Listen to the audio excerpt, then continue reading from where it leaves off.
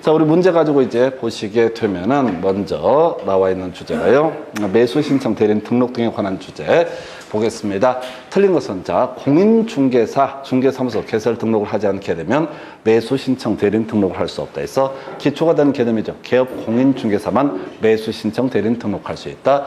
2번, 개업 공인중개사가 매수 신청 대리 위임을 받을 때 경제적 가치에 대해서 설명하지 않아도 된다 해서 요거 이제 좀 오래전 문제인데 요걸 가지고 답을 뽑았죠. 그래서 우리가 중개 대상물에 관한 확인 설명할 때 경제적 가치 이런 것들 중요치 않습니다. 그런데 여기서는 경제적 가치에 대해서 확인 설명을 해야 된다 해서 답은 2번이라고 하는 거. 3번, 자, 기업 공인중개사 매수 신청 대리에 관한 수수료표, 그 다음에 수수료에 대해서 위임인에게 위임계약 전에 설명을 해야 된다라고 할 것.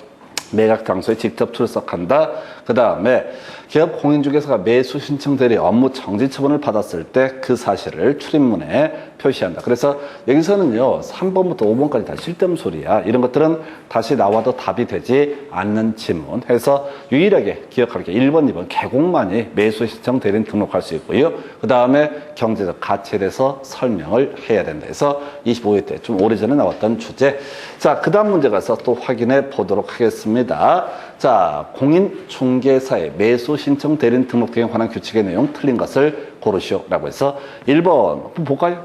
공인중개사의 중개업 폐업 신고에 따라서 매수 신청 대리인 등록이 취소가 된 경우 그 등록이 취소된 후 3년이 지나지 않더라도 결격사유에 해당하지 않는다. 일단 오른편인데 좀 이따 설명드릴 거. 2번 질문, 기업 공인중개사 매수 신청 대리인이 된 사건에 있어서 매수 신청인으로서 매수 신청하는 행위를 해서는 안 된다. 그러니까 뭐냐면은 X부동산에 대해서 갑의 대리인 을이라고 입찰에 참여하고 또 을의 이름으로 입찰하는 것. 자기가 또 한 번 하는 것은 당연히 허용되지 않는다. 이런 얘기고요. 3번, 기업 공인중개사 매수 신청 대리에 대해서 위임인으로부터 수수료를 받았을 때 그 영수증에는 중개 행위에 사용하기 위한 등록된 인장을 사용한다. 모를 얘기. 모르는 건 부끄러운 게 아니야. 답은 우리 다 외우고 있어요. 자, 그 다음에 다 겁나 쉽잖아. 소속 공인중개사 매수 신청 대리인 등록을 할 수가 있다라고 해서 이걸 틀리게 구성이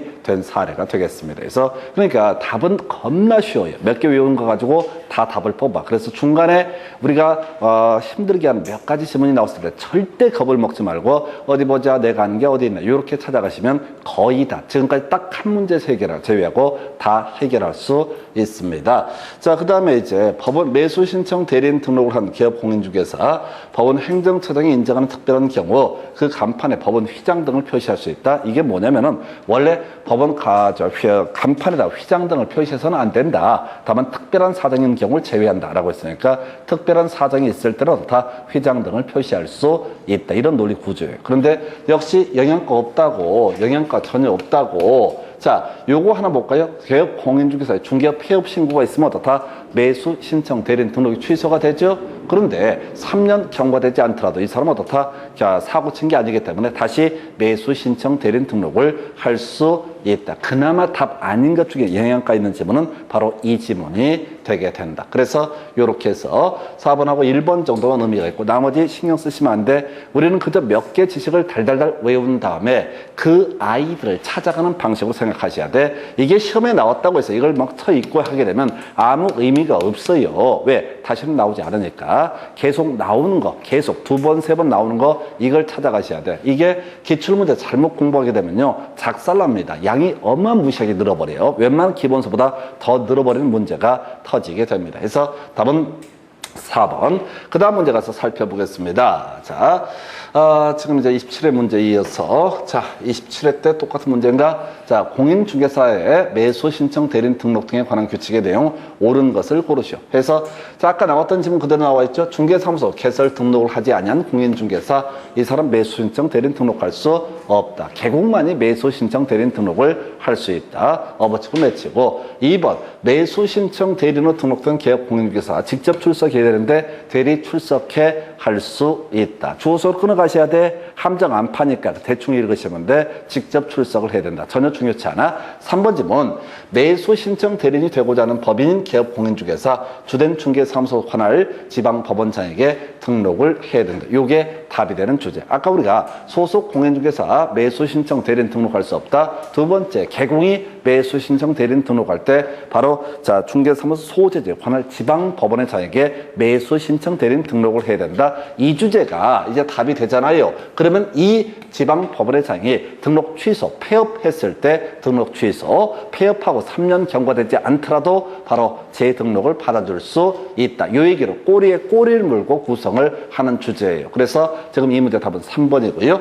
자, 그 다음에 매수 신청 대리인으로 등록된 기업 공인중개사 끄트머리 항고할 수 있다. 겁나 어려웠던 거. 매수 신청 대리인이 할 수 있는 건 뭐예요? 매수 신청과 매수 신고라고 하는 것만 어떻다 할 수가 있다라고 했었죠. 매수 신청과 매수 신고만 할 수가 있다. 그래서 어떻다고요? 이 질문은 틀린 표현이 되는 거야. 겁나 어려워 보이는데 주어 수로 끊어가시면 아주 쉽게 보시는 거야. 지식으로 쇼부를 보려고 하지 마시고 정확한 키워드 몇 개 가지고 끝장을 보셔야 돼. 자, 5번 매수 신청 대리인으로 등록된 기업 공인중개사 본인의 인감증명서 등등등을 자 바로 한번 제출하면 다음 날부터는 대리권을 증명할 필요가 없다. 그러니까 매일 입찰할 때 제가 증명을 해야 되고요. 하루에 2건 입찰할 때는 어떻다? 이제는 증명 안 해도 된다. 그런데 이런 것들 중요치 않잖아. 그래서 여기서 이제 공부했던 주제는 뭐밖에 없어요. 실질적으로 1번하고 3번 지문 정도만 주요 이슈. 그 다음에 4번도 어렵게 구성했을 때 매수 신청 대리인이 매수 신청할 수 있고 매수 신고라고 하는 것을 할 수가 있다. 이렇게 그림을 잡게 됩니다. 그래서 시험 문제 답은 3번 이렇게 구성을 하게 돼요. 그 다음 문제 가서 살펴보겠습니다. 답만 외우는 거야. 답만 계속 외우는 거야. 그럼 답이 계속 중복된다는 걸 눈치를 채시게 됩니다. 해서 자 지금 매수 신청 대리 위임이라고 하는 거 누구한테? 개공을한테 위임을 했다. 자 보수의 지급 시기에 관해서 약정이 없을 때 매각 대금의 지급 기한을 공부 안 했습니다. 근데 아까 저거 있었죠. 자 중개 보수 같은 경우는 매매 대금 지급 그 완료되는 잔금 치른 날 그때 중개 보수 약정 없을 때 지급한다. 같은 맥락이야. 중요치 않아 이런 것들은. 중요한 건 우리가 이미 앞에서 정리하면서 답을 다 외워버렸어. 2번 질문 보니까 차순위 매수 신고할 수 있다. 이거 맞죠? 매수 신청과 매수 신고를 할 수 있다라고 했으니까 아슬아슬하게 떨어졌으면 차순위 매수 신고할 수 있다. 자, 을은 자 등록증을 중개사무소 안에 보기 쉬운 곳에 게시한다. 중요치 않고요. 그 다음에 이거 겁나 어려웠어. 자, 중개업을 휴업했을 때 등록을 취소해야 된다. 틀렸죠? 폐업했을 때 겁나 이게 어려웠어요. 자, 우리가 거꾸로 가야 돼. 등록 취소. 등록은 지방법원회장, 등록 취소도 지방법원회장. 자, 우리가 외웠던 유일한 등록 취소 사유는 딱 한 가지밖에 없어. 바로 폐업이라고 하는 거. 겁나 어려웠던 주제. 해서 휴업이라고 해서 함정 파서 들어갔던 지문이고요. 그 다음에 인장 등을 사용을 해야 된다. 서명 날인을 이런 것들 전혀 가치가 없어. 제발 부탁합니다. 답이나 외우고 들어가자. 여기서는 2번 지문하고요. 4번 지문만 가치가 있는 지문이 되는 거죠. 해서 그러면서 이제 공부할 것이 매수 신청 대리인이라고 하는 사람. 자, 매수 신고할 수 있고 매수 신청 등을 할 수가 있다. 이렇게 이제 가시게 되면 되는 거죠. 그래서 이 문제 답은 4번. 그 다음 문제 가서 살펴보도록 하겠습니다. 자, 검토를 하게 되면요. 자, 가보도록 하겠습니다. 공인중개사의 매수 신청 대리인 등록 등에 관한 규정에 따라서 매수 신청 대리인으로 등록한 갑에 관한 설명 틀린 것은 해서 자, 매수 신청 대리인 자, 공인중개사인 기업 공인중개사이거나 법인인 기업 공인중개사에 대해서 오른편 이렇게 구성을 하고 있습니다. 2번 매수 신청 대리 위임을 받은 갑은 끄트머리 가야 돼. 공유자의 우선 매수 신고 할 수 있다. 왜 이렇게 뭐야? 매수 신고 할 수 있다. 아까는 차순위 매수 신고 나왔잖아요. 공유자의 우선 매수 신고 나왔잖아요. 그럼 다음 질문 구성할 때는 임차인의 이임대주택 우선 매수 신고 이런 걸 번갈아 가면서 계속 출제를 하는 거라고 흔들어주는 지문들. 3번 질문 폐업 신고를 해서 등록이 취소가 되는 3년 지나지 않은 사람 매수 신청 대리인 등록을 할 수 없다. 틀렸죠? 폐업 신고는 잘못한 게 아니니까 3년 경과되지 않더라도 매수 신청 대리인 등록을 다시 할 수 있다. 해서 답은 3번으로 구성을 했고요. 4번 자격이 취소가 됐을 때 등록 취소해야 된다. 해서 요건 스토리가 좀 어려운 얘기인데 이렇게 가는 거야. 자, 지금 공인중개사 자격이 있어야지 뭐가 될 수 있다? 자, 개업 공인중개사가 될 수 있죠? 스토리가 이잖아요. 공인중개사 자격증을 가지고 있으면서 부동산, 실무교육, 시도지사가 실시하는 실무교육 받아야 되고, 사무소 확보하면 뭐가 될 수 있다? 개공이 될 수가 있다. 개공이 된 다음에 이 사람이 뭐가 될 수 있다? 매수 신청 대리인으로 등록을 할 수가 있었지요. 그래서 폐업을 해가지고 개공이 아니면 등록을 취소해야 된다.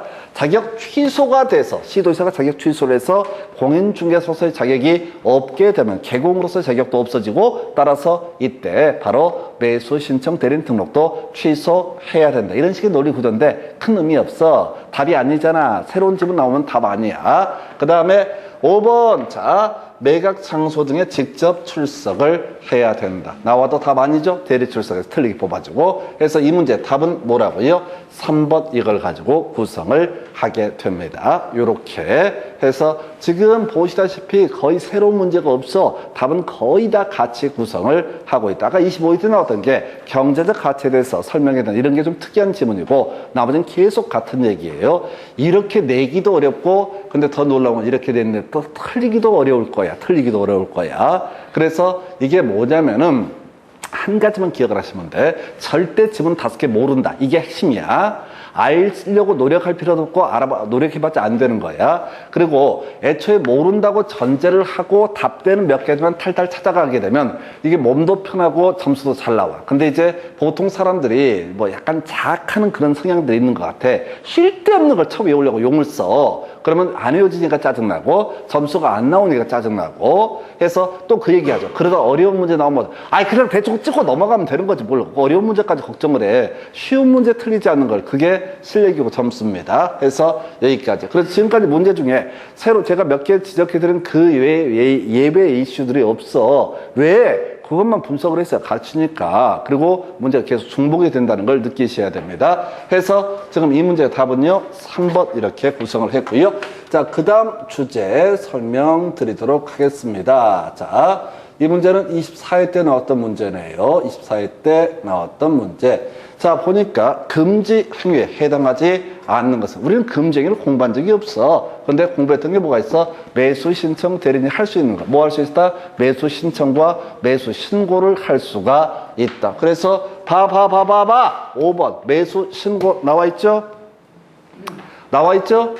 그러니까 할 수 있는 거, 금지 행위를 생각하면 안 돼. 우리가 할 수 있는 것만 고민하시면 되는 거야. 24회 때 똑같은 문제를 두 문제를 구성해요. 그래서 금지 행위가 아닌 것은, 그럼 뭐야? 할 수 있는 것을 고르시오. 그게 뭐라고요? 매수 신청과 매수 신고를 어떻다 할 수가 있다. 이렇게 이제 그림을 잡는 거예요. 그래서 답은 5번. 그 다음 문제 똑같은 문제를 구성을 합니다. 24회 때 뭐라고 구성하냐면, 매수 신청 대리인 등등등 할 수 없는 행위는 나와 있죠? 우리가 외웠던 건 뭐야? 할 수 있는 행위만 외웠어. 그게 뭐야? 매수 신청과 매수 신고라고 하는 것만 어떻다 할 수가 있다. 그래서 우리가 입찰패 작성 및 제출하고요. 그 다음에 보증의 제공, 이걸 묶어서 뭐라 부른다? 매수 신청이라 불렀었고, 매수 신고 2개 나와 있죠? 그럼 답은 몇 번? 2번 이렇게 가게 됩니다. 해서 아까 부당한 매각 허가 결정에 대한 항고 이런 것들을 탈 수가 없다. 이런 식의 질문 구성하는데, 그냥 매수 신청하고 매수 신고만 어떻다 할 수가 있다. 이렇게 가면 되게 쉬워져요. 이게 24회 때 2개나 구성을 했던 사례. 그래서 맥을 놓치면 안 됩니다. 맥을 잡아내셔야 돼. 그렇게 보셨고, 그 다음에 검토 드리게 될 주제가, 다음 괄호 안에 들어갈 금액으로 옳은 것을 고르시오. 끄트머리 차순위 매수 신고 나와 있죠?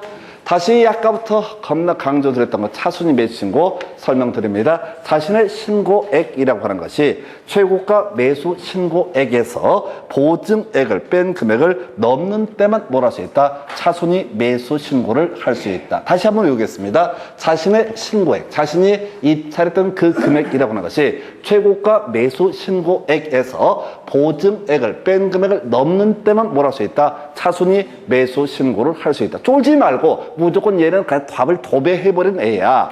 7년에 4번인가 도배하니까 그냥 다 뽑는 아이라고요. 그러면 외우고 들어가야 돼. 보니까 뭐라고 되어 있냐면 2억짜리 부동산에 입찰을 하게 됩니다. 그리고 아예 힌트를 줘. 보증금액은 2천만 원이다 라고 힌트를 주게 됩니다. 그러면 1등한 사람이 지금 2억 5천을 질렀어. 그러면 2억 5천에서 2천을 뺀 금액 2억 3천을 넘었을 때만 뭘 할 수 있다? 차순위 매수 신고를 할 수가 있다. 이게 이제 나름대로 어렵게 구성을 했던 그런 문제입니다. 답을 아예 외우십시다. 그냥 무조건 차순위 매수 신고, 무조건 뭐라고요? 차순위 매수 신고. 이걸 갖고 도배하다시피 구성을 하게 됩니다. 그 다음 문제 가서 볼까요? 와, 이거 똑같은 문제 도배합니다. 자, 그래서 29회 때 문제.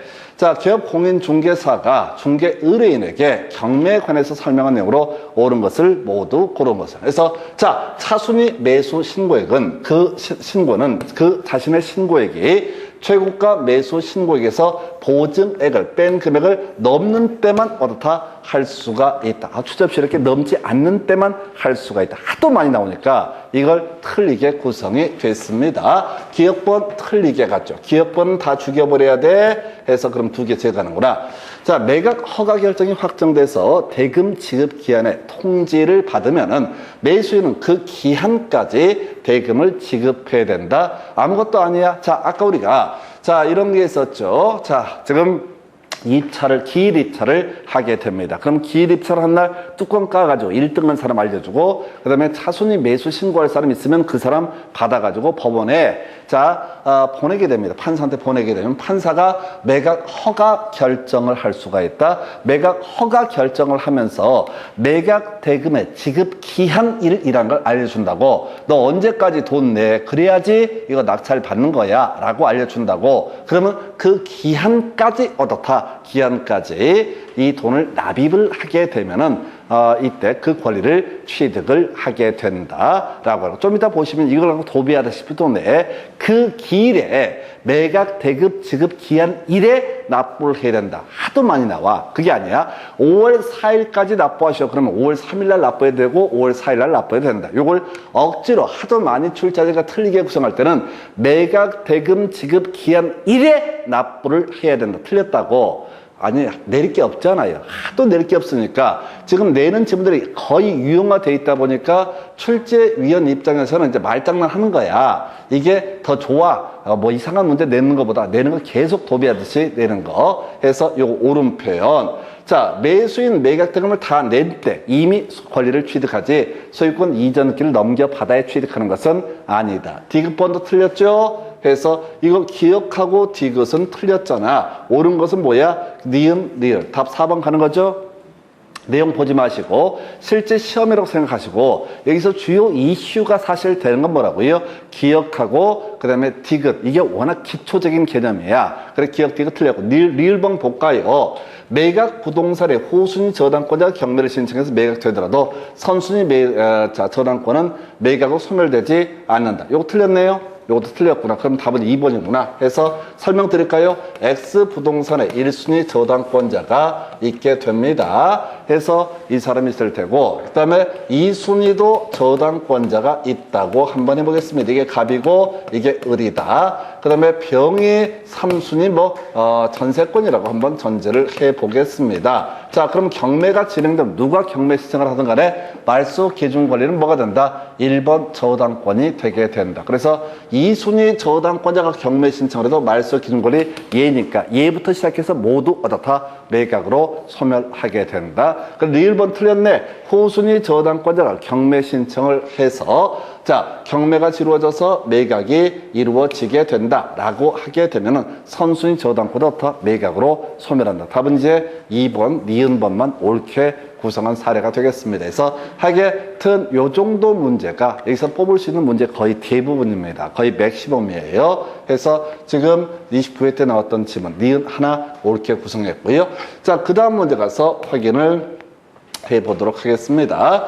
자, 법원은 X 부동산에 대해서 경매 절차를 개시하는 결정을 내렸고 최저 매각 가격 1억으로 설정을 했다.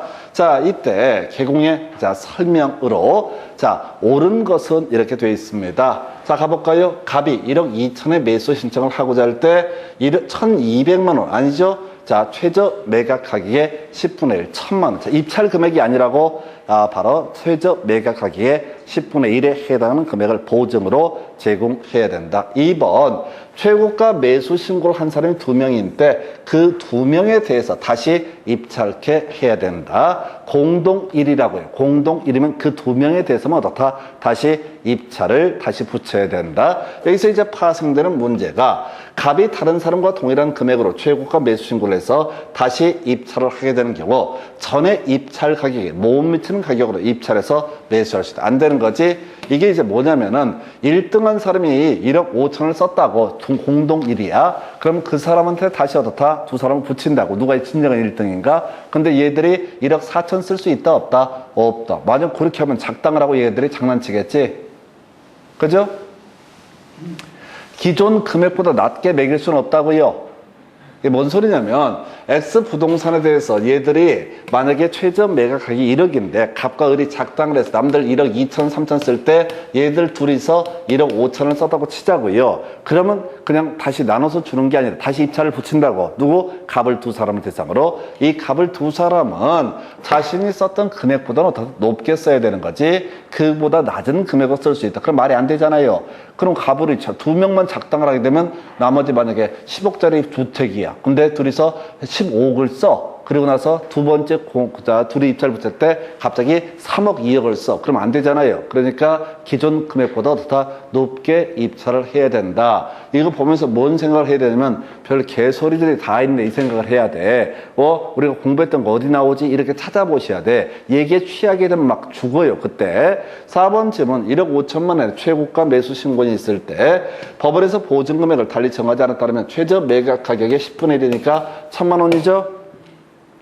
그러면 이제 갑이 차순위 매수 신고를 하기 위해서는 1억 4천만 원을 넘어야 된다. 답 4번. 또 답이 차순위 매수 신고가 됐죠?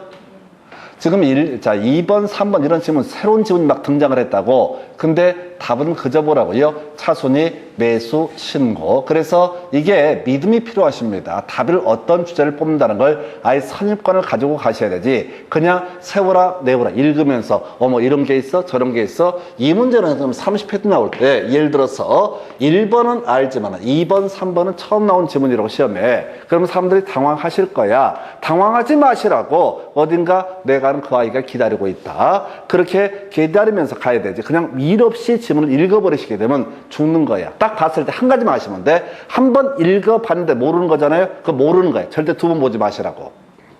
이게 시험 보는 테크닉이야. 모르는 지문을 두 번 보지 마시라고. 요행수를 바라지 마시라고. 시간 없어요. 빨리빨리 맨정신으로 풀어야 돼. 자, 갑이 차순위 매수 신고일 때 신고인인 경우 매각기일이 종결되면 즉시 매수 신청의 보증을 돌려줄 것을 신청할 수 있다. 매각기일이 언제죠? 입찰하는 날이야. 매각기일이라는 게 입찰하는 날이라고. 그러면 이 사람은 보증을 돌려달라고 할 게 아니라 1등한 사람이 입찰을 안 하는 경우, 자, 매각등을 내지 않는 경우까지 그때까지 다 기다려야 된다. 이런 얘기인데 실제 시험장에서는 뭔 소리인지 갑을 못 잡아. 근데 이 중에 솔직히 알 수 있는 거 1번하고 4번 두 개밖에 없죠? 1번하고 4번 두 개는 알잖아요. 이걸 가지고 답을 구성을 한다고. 경우수를 따지지 마시라고. 출제인이 뭘 내면 어떡하지? 이런 걱정하지. 나 그러고 보니까 어떤 양반이 맨날 이제 매년 그런 양반들 몇 분 생겨. 아니, 네가 이렇게 분석을 되게 빡시게 해가지고 이렇게 하면은 출제위원 그놈들이 네 강의를 보고 문제를 거꾸로 내면 어떡하냐? 무슨 출제위원들이 정신병자들이야? 대한민국 강사가 몇십 명씩 있는데 그걸 가지고 강의를 이거 50시간이 뭐야? 과목별로 하면은 300시간을 다 들어. 얘가 이렇게 가르치니까 나는 이렇게 한 5년 동안 시험 출제를 준비하나? 그리고 죄송한 얘기지만 제가 그렇게 유명한 사람이 아니에요. 약간 정신병자로 이렇게 찍혀 있어서 그렇지 그걸로는 좀 유명할 수 있겠다. 그래서 어떤 학원 강사가 왔고 저보고 좀 개인적으로 알고 있었는데 괜찮냐고, 심각한 표정 괜찮냐고. 어떻게 한 사람이 이렇게 6개 과목을 다 하겠다는 생각을 하는 것도 웃긴 노릇이지만 지금 머리가 지금 정상으로 돌아가냐고. 왜? 자기는 한 과목에도 머리가 터질 것 같은데. 어려운 일 있으면 찾아오라고. 나 진짜 싫다는 소리고요. 안 해서 그래. 인간이 게을러서 그래. 별것도 없어요. 아마 저랑 이걸 한 3년만 같이 하시면 강의하실 분 생길걸요? 근데 좋은 직업은 아니에요, 이게. 계속 떠들어야 돼. 그리고 아까 제가 수업 시간에 무슨 얘기를 하는지 거의 저는 기억을 못 해요. 생각나도 짓거리기 때문에. 근데 아직까지 쌍욕을 하거나 이런 짓거리는 안 했다니까 그나마 다행이다 이런 생각을 했어요. 제가 수업 시간에 뭐라고 얘기하잖아요. 대부분이 다 애드립이야. 그래서 하루만 지나도 무슨 얘기를 했는지 전혀 기억을 못해. 자, 다시 가서 걱정하지 마시고 있는 답이나 찾아가시자. 이거 겁나 어려운 문제예요. 겁나 어려운 문제고, 근데 보시다시피 1번, 4번 이 두 가지는 이미 끊임없이 출제가 됐던 문제. 그래서 이게 나올까 안 나올까가 아니라 이런 문제가 나왔을 때 틀리지 말자, 실수하지 말자. 이게 수험생의 태도. 그 다음 문제 보겠습니다. 자, 보니까 개업 공인중개사가 중개의뢰인에게 경매에 관해서 한 설명으로 틀린 것은 그 매각은 호가, 기일입찰, 기간입찰 중에서 집행법원이 정하는 방법에 따른다. 아까 설명드렸었고 의미 없죠. 경매 시청을 기각하거나 각하는 재판에 대해서 즉시 항고할 수 있다. 처음 보는 단어죠. 답 아니야, 답 아니야, 답 아니야. 3번쯤은요. 강제 경매 개시 결정을 한 부동산에 대해서 다른 경매 신청이 있는데 법원은 뒤에 경매 신청을 각하해야 되나 모르겠고요. 경매 시청이 취하가 되면 압류 효력은 소멸한다 라고 해서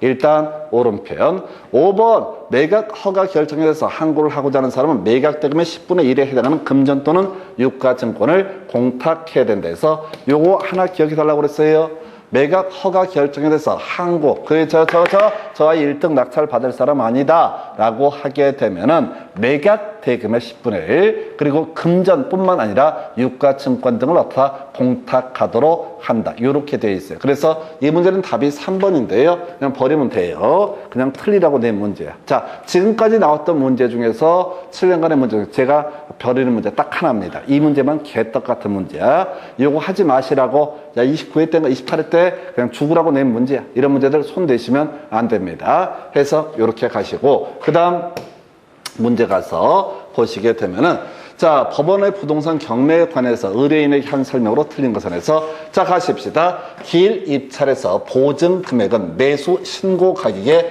10분의 1. 틀렸죠?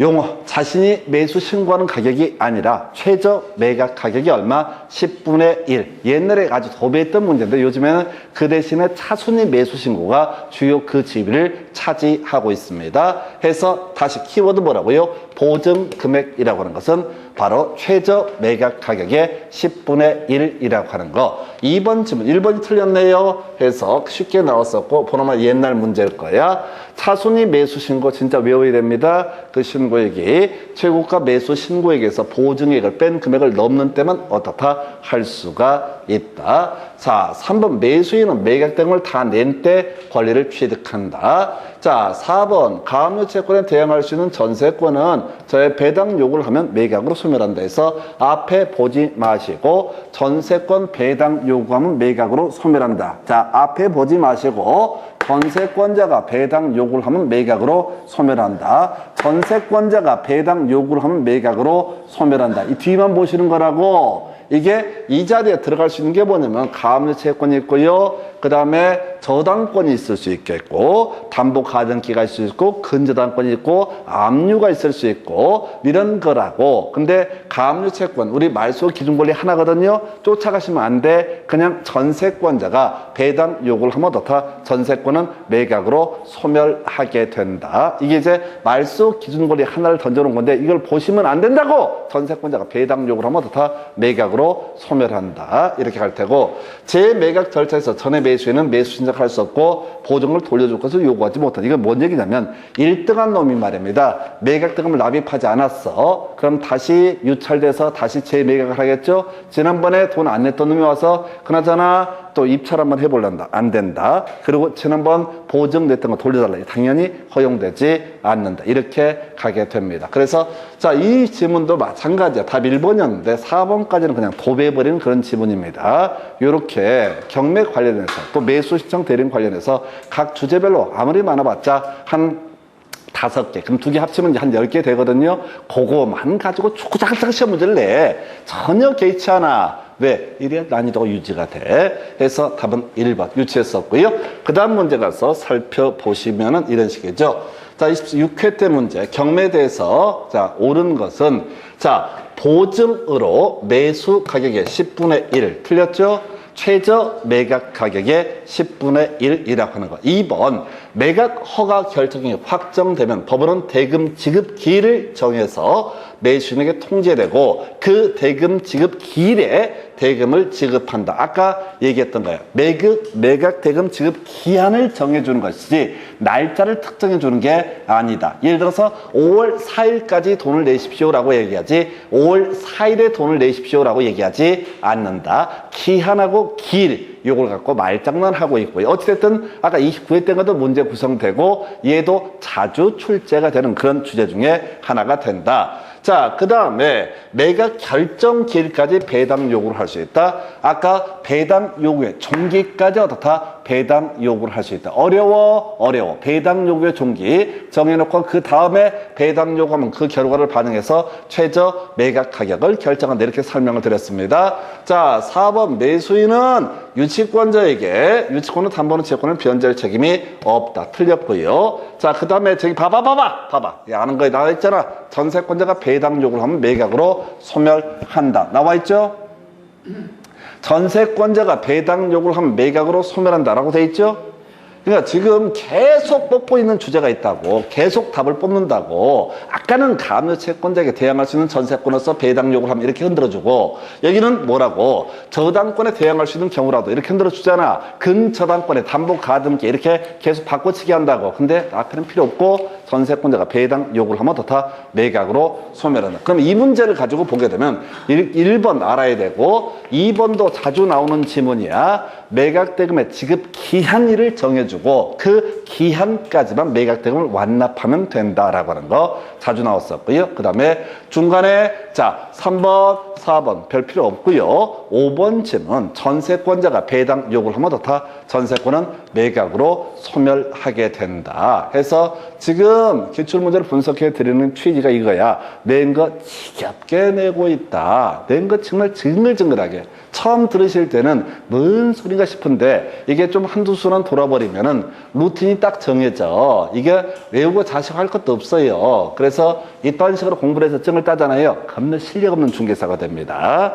여러분들은 어디 가서 저랑 같이 공부했다는 얘기를 절대 하지 마실 거. 실력 들통나. 없다 틀렸다. 포함한다 오른편. 이따로 해갖고 증을 땄는데 대신 실력 있는 참수생보다 이게 실력 없는 중개사가 훨씬 모양새가 낫다. 자, 그래서 답 5번. 그 다음 주제. 자, 갑은 뭐라고 되어 있냐면 이게 지금 편집이 잘못됐는데 오피스텔 얘기고 편집 잘못되어 있고요. 그 다음 문제가 맞나 한번 확인해 주실까요? 아, 그러면 끝났나 보다 해서 문제가 다 끝났나요? 네, 오늘 여기까지 이렇게 가겠습니다. 결국은 지금 각 토픽 단위로 답이 되는 게 몇 개가 안 된다는 거. 그걸 기억하셔야 돼. 그리고 그걸 계속 반복하는 게 공부하는 방법. 오늘 여기까지만 가겠습니다. 자, 수고했습니다.